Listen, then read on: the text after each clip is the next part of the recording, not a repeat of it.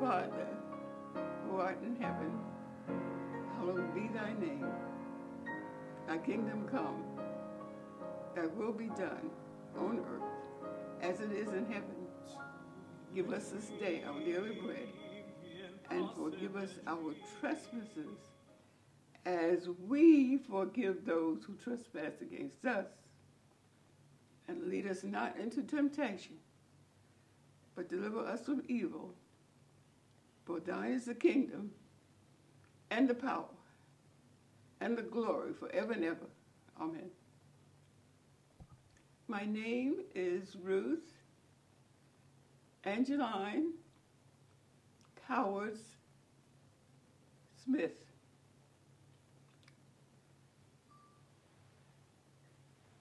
Okay. I was born in North Carolina when discrimination was rampant. But my parents protected me, and I didn't feel it. We played at home. We didn't go any place except to school. We had to walk to school. But the white children had a bus or wagon. If we had buses then. I think they had buses then. And the driver wanted to have a little fun, so he made us have to jump into the ditch to get out of his way. I hurt my knee getting in the ditch, and I was crying. They thought that was fun. All those in the bus thought that was funny. But that was the only time that I really ran into any, what I would call severe discrimination.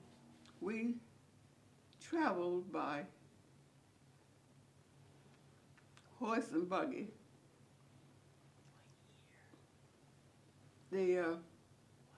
What year were you born in? 1915. Cars had not been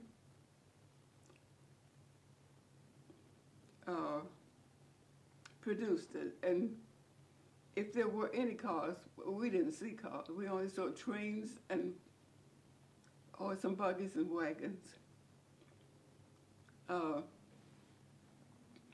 When I went to school, they had discrimination in schools. We had to go to our school, which was a black school. We went to a black church. We passed the white church. I never saw inside that, so I don't know what it looked like. We moved to New York, Brooklyn, when I was 8 years old. I missed the South because I enjoyed the South. My parents protected us, and we had a happy home life. We didn't even know the word discrimination. We didn't. And the schools were different, but I enjoyed the school. I always had one friend, and that's all we really need, one friend. We were taught the principles of God. We enjoyed learning the Ten Commandments. We enjoyed reading the Bible. We enjoyed learning the first Psalms, the 23rd Psalms, and the Lord's Prayer. We enjoyed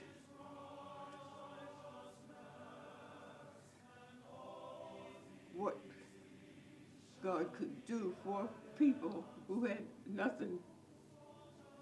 We enjoyed the strength that he gave them to get to live. And I think that strengthened us to know that God was ever present. You have to know who you are and whose child you are, and that strengthens you. And you have to remember, you have to continue to read the Bible, and you will see how God works to help people. See that he's ever present. How can you explain that? How does God work? How have you seen in your life? Like, do you have an example of how God works? Well, I'll take something recent. I fell, and I broke my hip, and I fell again in the yard. I fell down my steps. I didn't complain because I said, that's for a reason. Maybe I'm doing too much work. Since God is present, he knew that I would fall. And if he didn't want me to fall, he would have protected me from falling. This fall was to teach me a lesson. And then I had to try to find out what the lesson was. So one, I think, was patience. So I've been very patient about healing. I've been patient about what I can do and what I cannot do. And I've been thankful that I still have the power to do some things, like take care of my dressing. I still enjoy my food. I can still enjoy company. I can still enjoy life. So I hear that you're in an art class. You've taken art classes. What inspired you? Have you always been an artist, or is this a new inspiration? It has been in the back of my mind. When I was in about the 4th grade, I was just working around with my pencil, and the teacher looked at it, and she said, "Oh, that's good. You should go to art class." But, you know, when I finished, graduated from elementary school, she said I should go to art school, girls commercial, which she said had a good art course. But that was so far away from home. My mother said she didn't want me to go that far. So that was my first experience when the teacher said I was doing, she admired that little thing. I don't even know what it was, whatever it was.